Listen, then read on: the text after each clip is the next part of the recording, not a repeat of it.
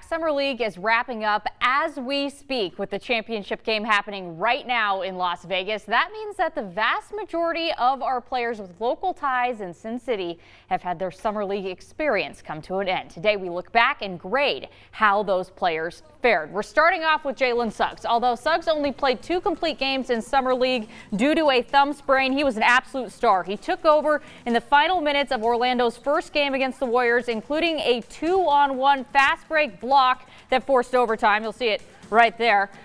He had just an incredible performance in that overtime, too. He had 6 of his team's 8 points in that 2-minute OT to get the win. He also scored 12 of his overall 24 points in the final 6 minutes of play. He followed that up with a 16-point, 8-rebound, 5-assist performance against Cleveland. This one is easy, folks. Jalen Suggs earns an A. We move on to Killian Tilly, who also had an injury that sidelined him for some of Summer League. However, he had a decent showing between the 2 games he played in Salt Lake City's Summer League and the Las Vegas Summer League. His best game was a 20-point outburst against Brooklyn that included shooting 6 of 10 from behind the arc.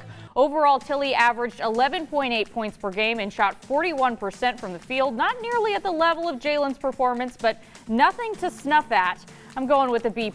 Here's a name you may have forgotten. Robert Franks, the former WSU volume shooter, was, well, once again a volume shooter in Summer League. Some nights, like on his 17.5 of 7 from 3 onslaught versus Salt Lake City, it worked out well. Others, like the back-to-back games he had against the Nuggets and Kings, where he shot 3 of 16 overall and went 0 for 9 from 3, the volume shooting experiment didn't go so great. Overall, Franks worked his way into Dallas's starting lineup and averaged 10.6 points and 4.6 rebounds per game.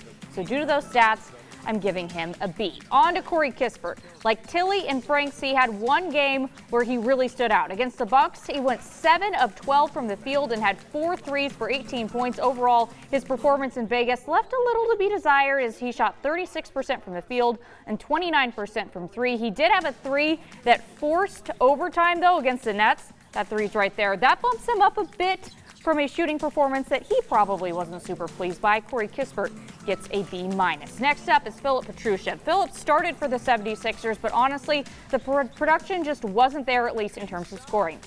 He went 7 of 9 in 4 games and went 0 of 3 from 3.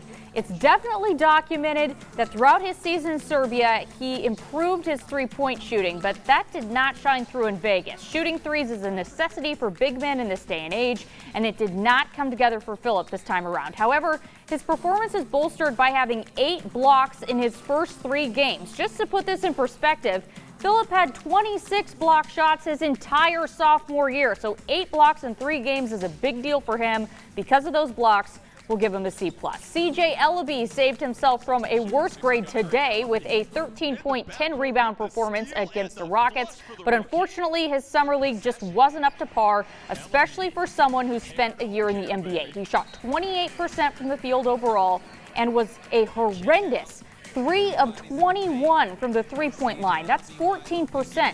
Even in today's performance, he was 0 of 5 from 3. That can't happen for someone whose literal position is shooting guard. He did average 5 rebounds per game, which is pretty solid for a guard.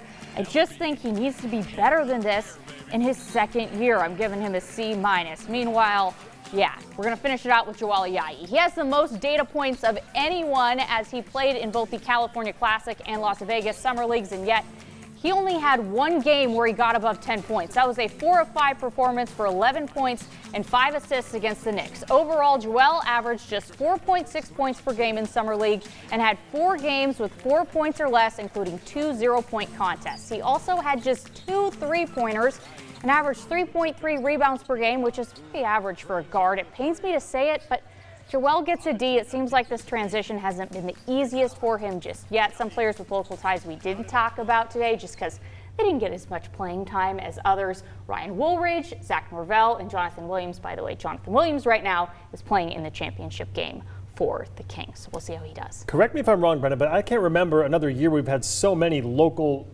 it's crazy. Ballers playing in the NBA. Yeah, the fact that I had to make cuts says a lot. Right. 10 guys overall it says a lot about how hoops in this area is continuing to elevate. Yeah. It's only going to go up from here. Yes. Very cool. Thank you, Brenna, thanks. All right.